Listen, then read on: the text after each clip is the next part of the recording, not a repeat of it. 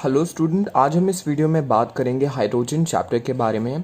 अगर आप MST CET के पर्सपेक्टिव से वीडियो देख रहे हो तो आप राइट चैनल पे हो। आज हम इस वीडियो में बात करेंगे 6 कॉन्सेप्ट्स के बारे में और ये 6 कॉन्सेप्ट से ही सीईटी में क्वेश्चन पूछा जाएगा, ये मेरी तरफ से गारंटी है। तो अगर आपने ये चैप्टर आज तक टच नहीं किया है और आप सीईटी देने वाले हो तो कुछ कम दिन बाकी है और ये वीडियो काफ़ी है आपको हाइड्रोजन चैप्टर के लिए।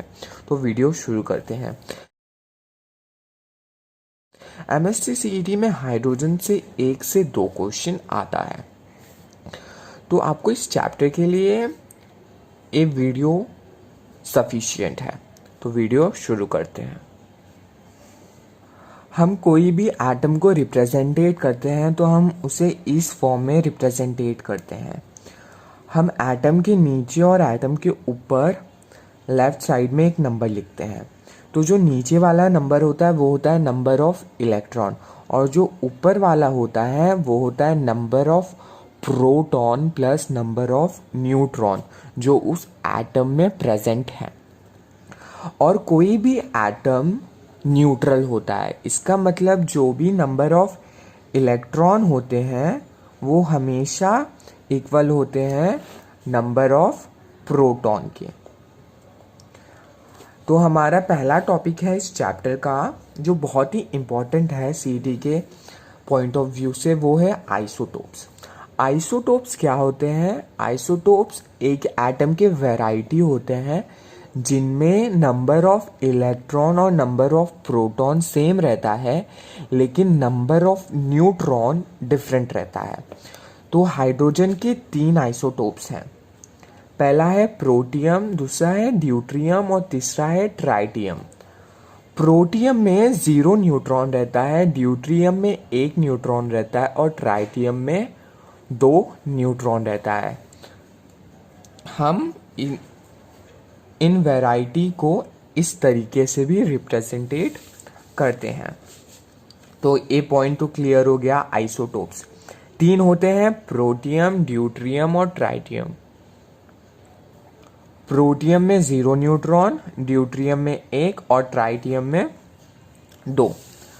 हाइड्रोजन जो एटम होता है उसके पास सिर्फ 1 इलेक्ट्रॉन रहता है और वो भी एस ब्लॉक में। तो उसको है ना एक और इलेक्ट्रॉन चाहिए रहता है अपना एस ब्लॉक कंप्लीट करने के लिए और स्टेबल होने के लिए। तो हाइड्रोजन है ना सारे एलिमेंट के साथ रिएक्ट करता है, बॉन्ड फॉर्म करता है और स्टेबल होता है। तो सपोज हाइड्रोजन एटम ने एक एटम, सपोज एटम ए है, इसके साथ इसने एक बॉन्ड फॉर्म किया। तो जो फॉर्मेशन ऑफ बॉन्ड होगा और जो इसका नेचर होगा ना, वो जो एक एलिमेंट होगा ना इस पे डिपेंडेंट होगा। अगर ये एलिमेंट एस ब्लॉक का रहेगा तो हाइड्राइड का नेचर अलग रहेगा, अगर वो पी ब्लॉक का रहेगा तो नेचर अलग रहेगा, अगर वो डी और एफ ब्लॉक का रहेगा तो उसका नेचर अलग रहेगा। हम अभी उसी पे बात करेंगे। अगर हमारा हाइड्रोजन एस ब्लॉक के एलिमेंट के साथ कंबाइन हो रहा है एक्सेप्ट बेरिलियम और मैग्नीशियम, तो जो हाइड्राइड फॉर्म होगा हम उसे कहेंगे आयोनिक और सलाइन, आयोनिक और सलाइन और सॉल्ट लाइक हाइड्राइड। अगर हमारा हाइड्रोजन एटम पी ब्लॉक के एलिमेंट से कंबाइन हो रहा है तो हम उससे बोलेंगे कोवेलेंट और मॉलिक्यूलर हाइड्राइड। अगर hydrogen atom covalent bond form करता है ग्रुप 13 के साथ तो उस हाइड्राइड को हम बोलते हैं इलेक्ट्रॉन डेफिशिएंट हाइड्राइड। अगर ग्रुप 14 के साथ वो हाइड्राइड फॉर्म करता है उसे बोलते हैं इलेक्ट्रॉन प्रिसाइज हाइड्राइड। अगर ग्रुप 15, 16 और 17 के साथ फॉर्म करता है तो हम उसे बोलते हैं इलेक्ट्रॉन रिच हाइड्राइड। अभी आप पूछोगे भैया ग्रुप 18 के साथ क्यों नहीं हाइड्रोजन रिएक्ट करता है, क्योंकि ग्रुप 18 में नोबल गैस प्रेजेंट रहते हैं और वो हाइड्रोजन के साथ क्यों रिएक्ट करेंगे जब वो पहले से ही स्टेबल है। अगर हमारा हाइड्रोजन एटम डी और एफ ब्लॉक के एलिमेंट के साथ कंबाइन होके हाइड्राइड फॉर्म करता है, उसे हम बोलेंगे मेटेलिक हाइड्राइड। अभी सीईटी में क्वेश्चन कैसे पूछ सकता है कि when hydrogen atom combine with D block का एक एलिमेंट ले लेंगे, जैसे जिंक ले लेंगे, जब इसके साथ ये कंबाइन होता है तो वो कौन से टाइप का हाइड्राइड फॉर्म करता है। ऑप्शन में दे देंगे मेटेलिक, सलाइन, सॉल्ट लाइक या कोवैलेंट। आपको डायरेक्ट डी और एफ ब्लॉक ऐसा सीईटी में ऑप्शन में नहीं देंगे, वो है ना डी एफ ब्लॉक या एस ब्लॉक के एलिमेंट देंगे ऑप्शन में, क्वेश्चन में। तो आपको अगर सीईटी देना है तो मेक श्योर आप पीरियोडिक टेबल के सारे एलिमेंट अच्छे से बाय हार्ट कर लो। सपोज आपको अभी तक याद नहीं है तो आप नीचे कमेंट बॉक्स में कमेंट करो, मैं एकदम शॉर्टकट ट्रिक, मज़ेदार ट्रिक अपलोड करूँगा पीरियोडिक टेबल के एलिमेंट को कैसे याद किया जाए। अब कुछ हम इम्पॉर्टेंट कंपाउंड के बारे में पढ़ेंगे। पहला हमारा कंपाउंड है वाटर, H2O। जो H2O का स्ट्रक्चर है ना वो है टेट्राहेड्रल, और जो बॉन्ड एंगल है वो है 104.5 डिग्री,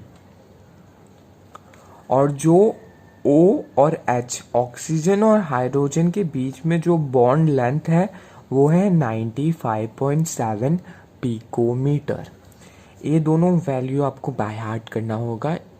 ये डायरेक्ट सीईटी में क्वेश्चन पूछा गया है और पूछा जा सकता है। हमारा भी नेक्स्ट टॉपिक है hardness of water. Hardness of water दो टाइप के होते हैं, टेम्पररी और परमानेंट। जो टेम्पररी होता है वो मैग्नीशियम और कैल्शियम आयन के प्रेजेंस में होता है, जिसमें मैग्नीशियम का ऑक्सीडेशन स्टेज +3 होता है और कैल्शियम का भी +3 होता है। अगर हमें इसे ओवरकम करना होगा तो हमें उस पानी को बॉईल करना पड़ेगा। अगर पानी के अंदर क्लोरीन आयन, सल्फेट आयन और मैग्नीशियम आयन जो कि +1 ऑक्सीडेशन स्टेट में है, अगर वो प्रेजेंट है तो हम उसे कह सकते हैं कि ये परमानेंट हार्डनेस है।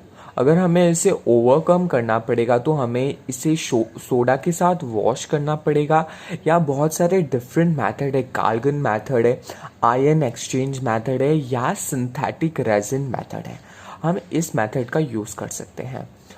ये जो हार्डनेस ऑफ वाटर है, ये 12th स्टैंडर्ड का जो लास्ट चैप्टर है केमिस्ट्री इन एवरीडे लाइफ, उसमें भी है सोप और डिटर्जेंट वाले टॉपिक में। तो ये बहुत ही इम्पॉर्टेंट हो जाता है कि कौन से आयन के प्रेजेंस से वाटर का टाइप कैसा होता है, कैसे हार्डनेस होता है, टेम्परेरी हार्डनेस के लिए कौन कौन सा आयन रिस्पॉन्सिबल रहता है, और हम कैसे उसे ओवरकम कर सकते हैं। ये टॉपिक से क्वेश्चन आ सकता है, हाइड्रोजन चैप्टर से भी और केमिस्ट्री इन एवरीडे लाइफ से भी।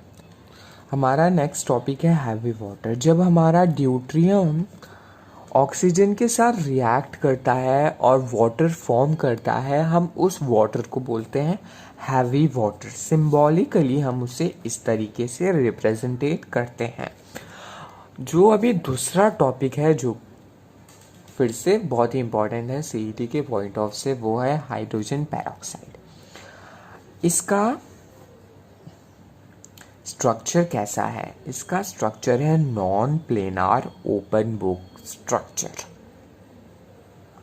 हाइड्रोजन पेरोक्साइड में जो बॉन्ड एंगल और बॉन्ड लेंथ है वो डिफर करता है गैसियस फेज और सॉलिड फेज में।